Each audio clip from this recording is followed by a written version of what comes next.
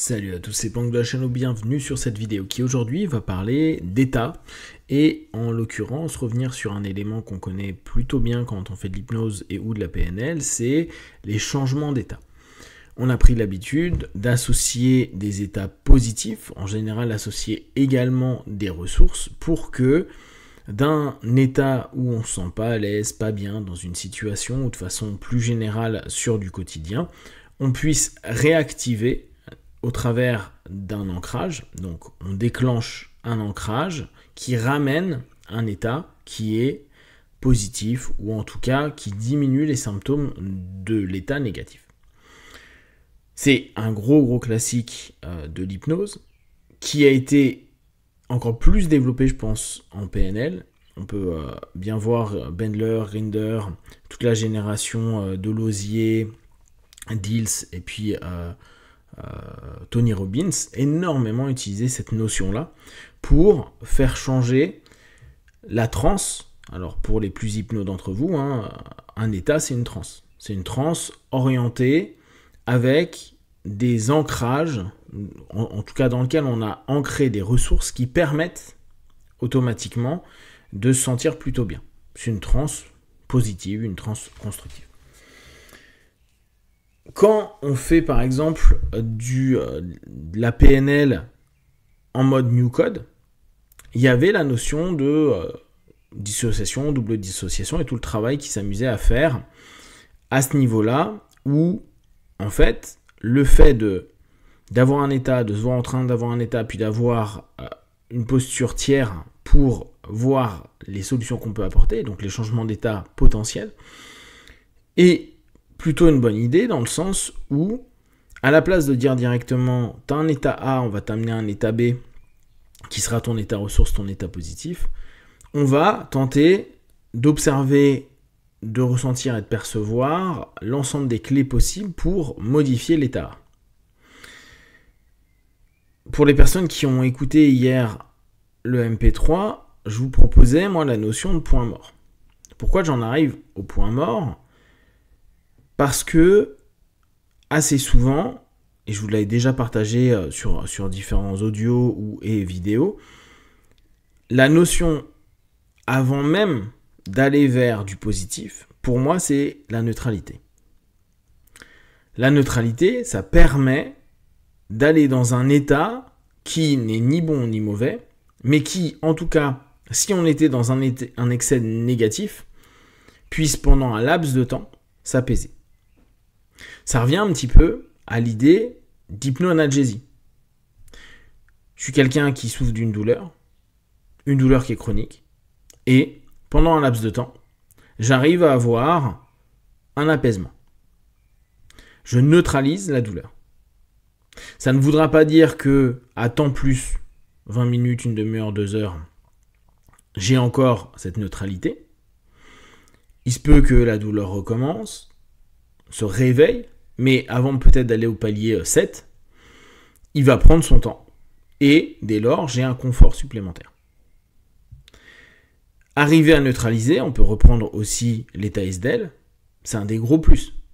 Je neutralise la douleur spontanément, et surtout pour les personnes qui l'ont vécu, ça amène dans un état où les gens sont bien. Alors, si je dis les gens sont bien, c'est déjà moins neutre.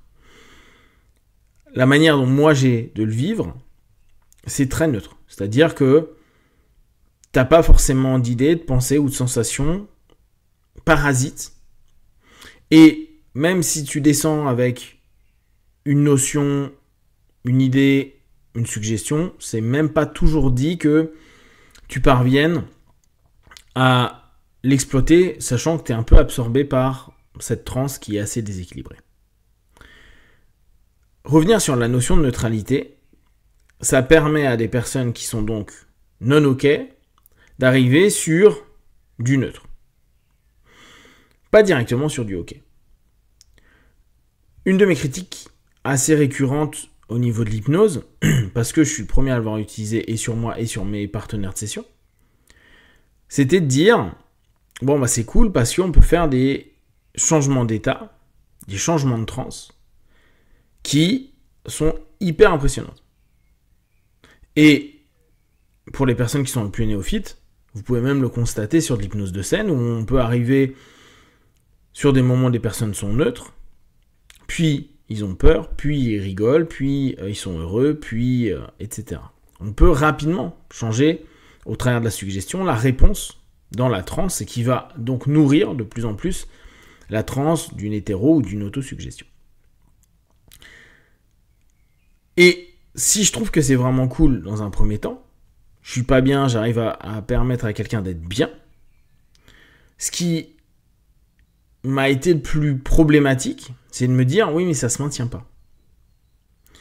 Alors après, on a, hypnotiquement parlant, une habitude de dire, tu réexploites régulièrement ton ancrage, tu nourris ton ancrage, pour qu'il y ait toujours la même efficience.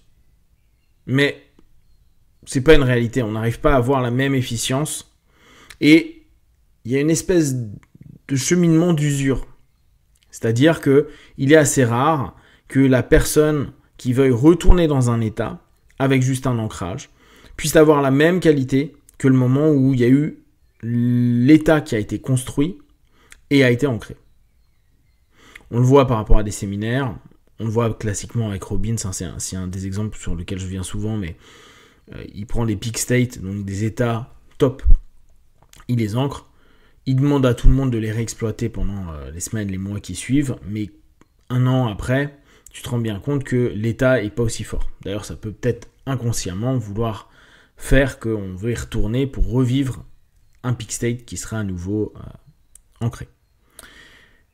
Alors, à partir du moment où il y a cette notion où tu te dis, bon, ça ne marche plus, ça étant le processus, arriver à la notion de, ok, je vais plutôt apprendre à rentrer sur un point mort. C'est-à-dire un point où, et l'exemple que je vous donnais hier sur le MP3, c'était le boîtier de vitesse de voiture mécanique, où on a un point mort. Et où du point mort, on a la possibilité de passer la première, la deuxième, la troisième. Après, on va peut-être un peu galérer si on commence sans avoir roulé avant, mais c'est un jeu d'embrayage. On peut aussi faire une marche arrière, ou on peut ne rien faire. On a des options. L'intérêt d'arriver dans la neutralité, c'est d'avoir la possibilité d'avoir des options, ou en tout cas de réaliser qu'on a des options, des possibilités. Et surtout, ça nous permet d'être non impacté ou moins impacté par l'ensemble des éléments qui jusqu'à présent nous posaient problème. Ma première passe mal, ma marche arrière passe mal, ou il y a un problème, ou il y a un bruit dans le moteur, etc. Quand on est au point mort, je peux accélérer et ne pas avancer. Je peux faire ce que je veux, il n'y aura pas un mouvement. Donc j'ai un laps de temps où, qu'importe ce que je fais, tant que je n'ai pas enclenché un état nouveau, ou une orientation, donc on l'enclenche comment? L'autosuggestion, que ce soit visuel, auditif, kinesthésique, etc. Tant que je ne l'ai pas fait, je suis dans un état où j'ai beau appuyer sur le champignon, j'ai beau embrayer ou j'ai beau freiner, il ne se passera rien dans le véhicule. Et c'est un peu cette idée-là que je vous invite à développer de plus en plus, de retourner dans un état neutre. Ça ne veut pas dire vivre constamment dans le neutre, au contraire. C'est se dire, j'apaise et après je peux décider.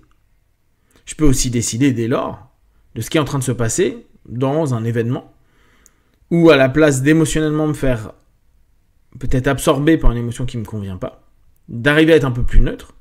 Ça ne veut pas dire que vous serez complètement, mais en tout cas diminuer l'intensité pour pouvoir peut-être mieux réorienter, maîtriser les choses. Si vous avez des questions et des remarques sur le sujet, partagez sur Facebook, YouTube, j'y répondrai le plus rapidement possible. Comme d'habitude, de tout ce que je propose, ne prenez que ce qui est bon et juste pour vous tester, observer, analyser et conclure. Be one. Ciao.